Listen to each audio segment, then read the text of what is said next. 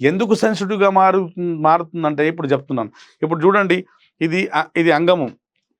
మనం ఇలా ఈ ముందు భాగం వదిలిపెడుతున్నాం మనం. ఈ ముందు భాగం వదిలిపెడతాం. ఇలా బాగా హస్తప్రయోగం చేయటం వల్ల ఈ భాగాన్ని ముట్టుకోవట్లేదు మనం. ఈ భాగానికి ముట్టుకోవట్లేదు. కాబట్టి ఈ భాగం ఏమవుతుంది? సెన్సిటివ్‌గా మారుతుంది. స్పర్శ బాగా పెరిగిపోతుంది ఇక్కడ. ఇక్కడ వేల సంఖ్యలో వచ్చి నరాలు ఎండైపోతాయి కదా! ఇప్పుడు యోని ఉందనుకోండి, యోని పై భాగం వల్వ అంటారు. యోని అక్కడే వాళ్ళకు ప్రకృతి దేవుడు ఏం చేశాడు? సెన్సిటివ్ నర్వ్స్ అన్నీ పైన పెట్టాడు. మనకు కూడా ఈ సెన్సిటివ్ నరాలన్నీ ముందు భాగంలో పెట్టాడు. ఈ భాగంలో మనం ఎప్పుడు సెక్స్ చేస్తామో మనకు అనుభూతి, స్ట్రోక్లు ఇచ్చే అనుభూతి, యోనిలు దూసుకుపోయే అనుభూతి ఈ నరాల తద్వారానే మన బ్రెయిన్కి తెలుస్తుంటుంది. మనం ఉత్సాహంగా సెక్స్ చేస్తూనే ఉంటాం.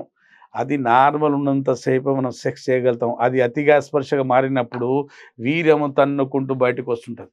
దానికే సెన్సిటివ్ పెన్నిస్ అంటారు. సెన్సిటివ్ పెన్నిస్ అంటే ఆ ముందు భాగం చాలా సెన్సిటివ్‌గా మారటం వల్ల మనం సెక్స్ ఎప్పుడు చేయాలనుకున్నా మన భార్య తొడలు తగిలినా, ఆమె చెయ్యి తగిలినా, ఆమె యోని తగిలినా మన వీర్యం వెళ్ళిపోతూనే ఉంటది. అక్కడ ఏమైందంటే ఇక్కడ హస్తప్రయోగం చేయటం వల్ల ఇక్కడ ఒక సబ్స్టెన్స్ పి అనే న్యూరోపెప్టైడ్ అనే కెమికల్ అక్కడ కూడుకుంది. అది దాని పని అంటే నరాల సెన్సేషన్ మెయింటైన్ చేయించడం దాని పని. అది ఎందుకు కూడుకుందంటే అతిగా హస్తప్రయోగం ఇలా రాంగ్ టెక్నిక్‌తో చేయటం వల్ల ఈ భాగంలో వచ్చి కూడుకుంది.